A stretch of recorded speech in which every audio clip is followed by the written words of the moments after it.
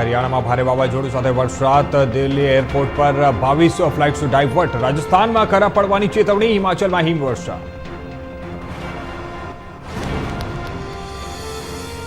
રાજ્યમાં મિની વાવાઝોડા સાથે કમોસમી વરસાદ. અમદાવાદમાં ઝાડ પડ્યા. વિસનગરમાં દુકાનનું શેડ ધરાશાયી. બનાસકાંઠામાં સોલાર પેનલ ઉડી.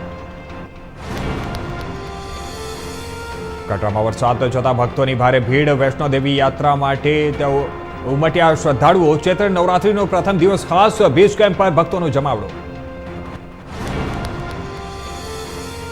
રાષ્ટ્રપતિ દ્રૌપદી મુર્મુની શુભેચ્છાઓ. ચૈત્ર સુખ લાદી ઉગાડી. ગુડી પર્વ પર સંદેશ. નાગરિકોને તહેવારોની શુભકામનાઓ. એકતા અને ખુશહાલી માટે શુભેચ્છા.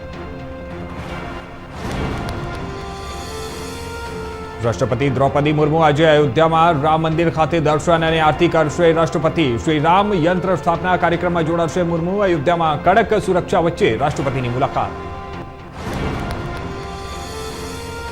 પીએમ મોદીએ તહેવારો પર પત્ર લખ્યો. નવરાત્રી અને નવા વર્ષ પર શુભેચ્છા. અનેક રાજ્યોના લોકોને સંદેશ. એકતા અને વિકાસનો સંદેશ આપ્યો. કતારના સૌથી મોટા ગેસ પ્લાન્ટ પર હુમલો. વિદેશ મંત્રાલયે કહ્યું ઈરાનને હદ વટાવી. ઈરાનની ધમકી. લારીજાનીની હત્યાનો બદલો લઈશું. ઈરાની યુદ્ધના કારણે શેર બજારમાં ઘટાડો. સેન્સેક્સમાં 1800 પોઈન્ટનો કડાકો. 74,900 પર ટ્રેડ થઈ રહ્યો છે. નિફ્ટી પણ 540 પોઈન્ટ તૂટ્યો. બેન્કિંગ ઓટો શેરમાં ફેલ છે. ભાજપે 2026માં વિવિધ રાજ્યોમાં યોજાનારી વિધાનસભા પેટા ચૂંટણીઓ માટે તેના ઉમેદવારોની યાદી જાહેર કરી. પેટા ચૂંટણીઓ પહેલા રાજકીય ગરમાવો વધ્યો.